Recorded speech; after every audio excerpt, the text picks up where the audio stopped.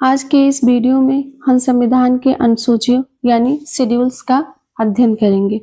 जैसा कि आप सब जानते हैं कि हमारा संविधान 26 नवंबर 1949 को बनकर तैयार हुआ। हमारा संविधान कब बनकर तैयार हुआ? 26 नवंबर 1949 को। And we adopted our constitution on this date. लेकिन हमारा संविधान लागू कब हुआ? हमारा संविधान लागू हुआ 26 जनवरी 1950 को। 26 जनवरी 1950 को हमारा संविधान लागू हुआ। जिस वक्त हमारा संविधान लागू हुआ उस वक्त हमारे संविधान में 8 अनुसूचियां थी, 8 शेड्यूल्स थी। लेकिन वर्तमान समय में हमारे संविधान में 12 अनुसूचियां हैं। वर्तमान समय में कितनी अनुसूचियां हैं? 12 अनुसूचियां हैं। देखिए, आप संविधान और इंडियन पॉलिटी को पढ़ना और समझना चाहते हैं, लेकिन कुछ टर्म जैसे कि शेड्यूल, प्रीएम्बल, आर्टिकल और पार्ट्स को लेकर कंफ्यूज रहते हैं। तो मैं आपको बता दूं कि आप हमारे संविधान को बेसिकली 3 भागों में डिवाइड कर सकते हैं। यानी कि सबसे पहले हमारे संविधान में लिखा गया है प्रीएम्बल को।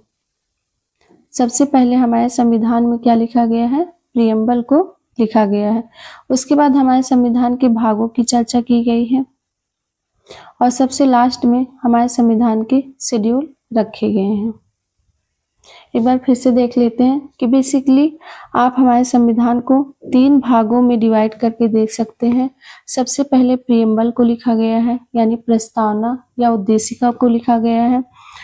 फिर दूसरे भाग में बात की गई है संविधान के भागों की और सबसे लास्ट में संविधान की अनुसूचियों को रखा गया है। आइए अब इन शब्दों को एक एक करके समझ लेते हैं। सबसे पहले देखते हैं प्रीएम्बल को। प्रीएम्बल को आप कह सकते हैं एक तरह से ये संविधान का इंट्रोडक्शन है। प्रीएम्बल को यदि हम पढ़ते हैं तो प्रीएम्बल को पढ़ के हम जान सकते हैं कि हम आगे संविधान में किन विषयों पर बात करने वाले हैं। जैसे हम प्रस्तावना में देखते हैं कि विचार, अभिव्यक्ति, विश्वास, धर्म और उपासना की स्वतंत्रता प्रदान करने की बात की गई है और आगे चल के हम इन्हें मौलिक अधिकारों के रूप में देखते हैं। इस प्रकार से यदि आप प्रीएम्बल को देखेंगे तो आप इस बात का अंदाजा लगा सकते हैं कि जो हमारे संविधान बनाने वाले थे, हमारे जो संविधान निर्माता थे, उनका लक्ष्य क्या था। अब बात करते हैं पार्ट्स की। जिस वक्त हमारा संविधान बनकर तैयार हुआ उस वक्त हमारे संविधान के 22 पार्ट्स थे, लेकिन वर्तमान समय में इनकी संख्या बढ़कर 25 हो गई है। देखिए, अगर आप लास्ट नंबर की बात करें, यानी अगर आप अपने संविधान का लास्ट पार्ट देखेंगे तो आज भी नंबर में क्या है? 22 ही है। लेकिन अगर आप गिनती करते हैं 1 2 3 4 इस तरह से, तो गिनती में इनकी संख्या कितनी है? 25 है। तो इन नंबर को किस तरह से बढ़ाया गया है? देखिए, कुछ पार्ट्स को बढ़ाया गया है। वो कौन कौन से पार्ट्स हैं? आपके पार्ट जो बढ़ाया गया है वो है 4A, 9A, 9B और 14A। इन 4 पार्ट्स को बढ़ाया गया है। तो आप देख रहे हैं कि इनके नंबर को नहीं बढ़ाया गया है, बल्कि A और B करके बढ़ाया गया है, जिससे ये जो लास्ट नंबर है ये तो नहीं बढ़ा, लेकिन इनकी संख्या बढ़ गई है। और साथ ही साथ आपके एक भाग को निश्चित किया गया है, यानी समाप्त किया गया है। वो है आपका पार्ट 7। आपके पार्ट 7 को निश्चित यानी समाप्त किया गया है। अब बात करते हैं शेड्यूल्स की। शेड्यूल्स बेसिकली वो एडिशनल इंफॉर्मेशन है जिन्हें हमने एक सूची बना के संविधान में अलग से लिख दिया है। आइए मैं आपको एक एग्जाम्पल देके समझाती हूँ। जैसे आपका पार्ट 1 बात करता है, पार्ट 1 आपका बात करता है संघ और उसके राज्य क्षेत्र के बारे में। किसके बारे में बात करता है? संघ और उसके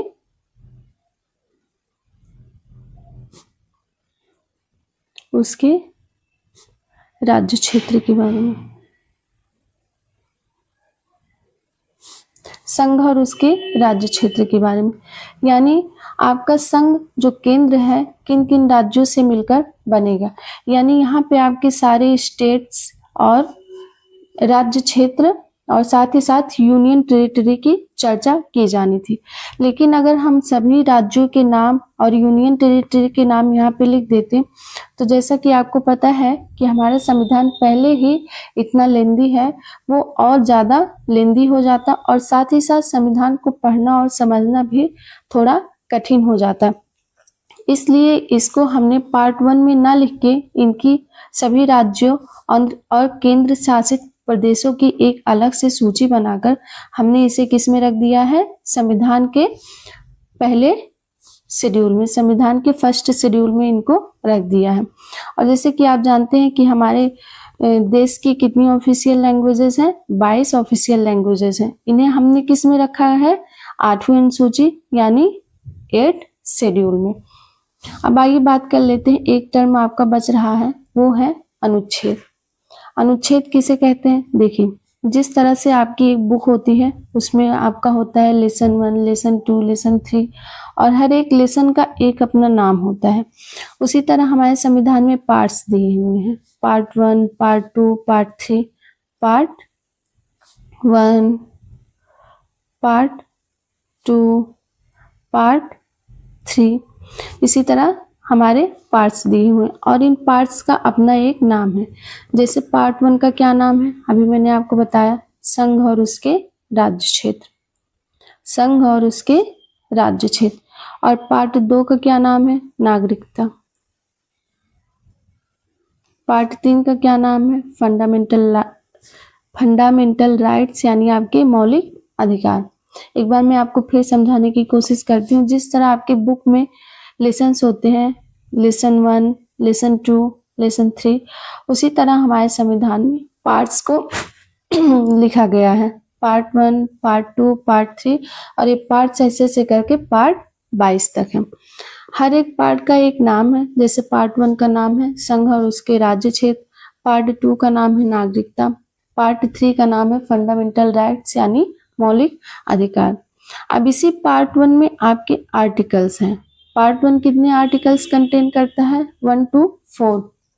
अब हर आर्टिकल अपने आप में एक एक कोड रखता है, एक एक कानून रखता है हर आर्टिकल अपने आप में। आर्टिकल 2 आपका भाग 2 आपका किन आर्टिकलों की बात करता है, भाग 2 आपका बात करता है आर्टिकल 5 से 11 तक, भाग 3 आपका बात करता है आर्टिकल 12 से 35 तक।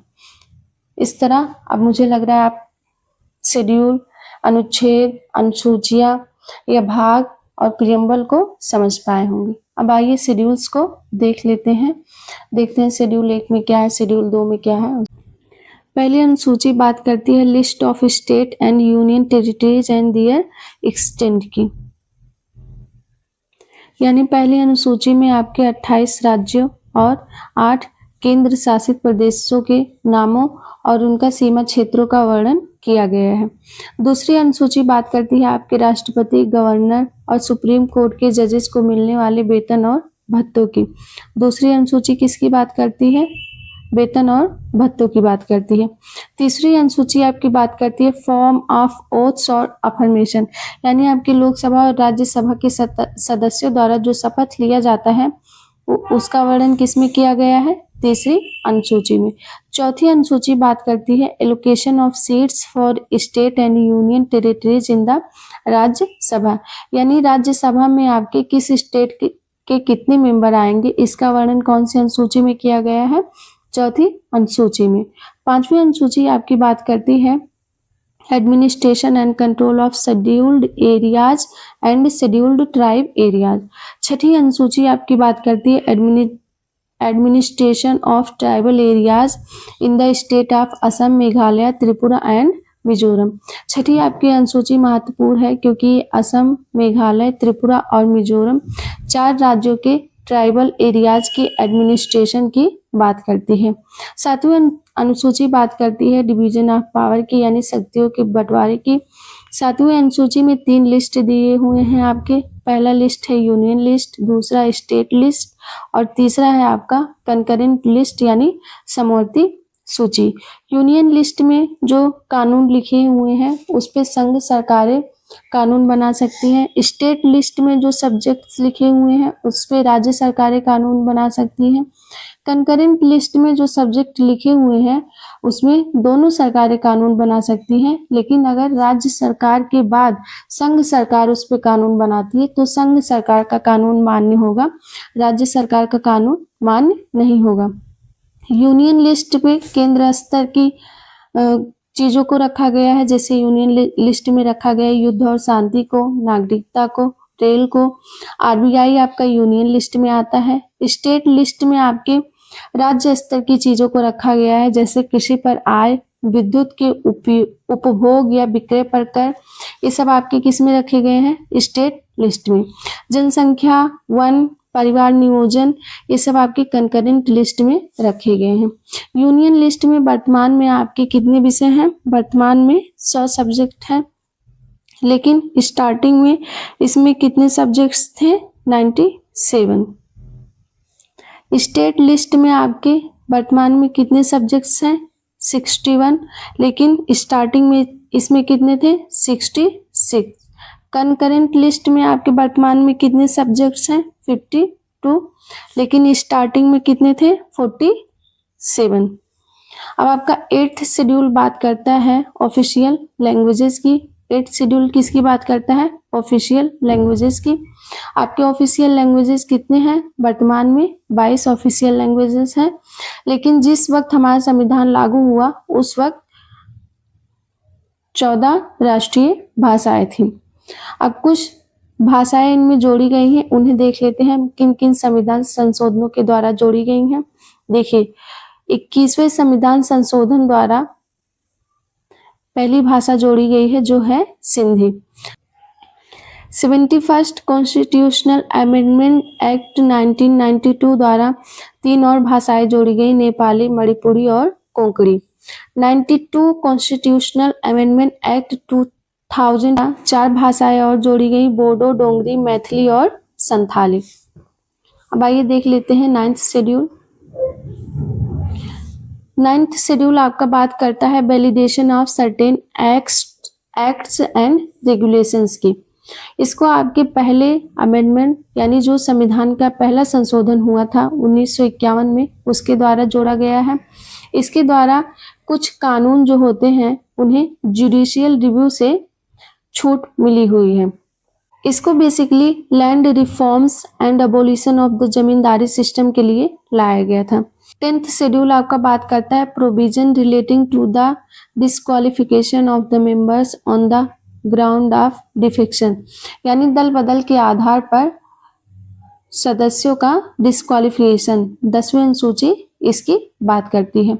ये आपका 92 संविधान संशोधन 1985 द्वारा लाया गया था। 11वीं अनुसूची बात करती है powers, authority and responsibilities of panchayat के बारे में। इसको आपके 73वें संविधान संशोधन एक्ट 1992 के द्वारा लाया गया था। देखिए, पंचायत के पास काम करने के लिए कितने विषय हैं? 29 विषय हैं। पंचायतों के पास 29 विषय हैं। 12वीं अनुसूची बात करती है powers, authority and responsibilities of municipalities. इसको 74th अमेंडमेंट एक्ट 1992 द्वारा लाया गया है। म्यूनिसिपैलिटीज के पास कितने विषय होते हैं काम करने के लिए? म्यूनिसिपैलिटीज के पास 18 विषय होते हैं काम करने के लिए।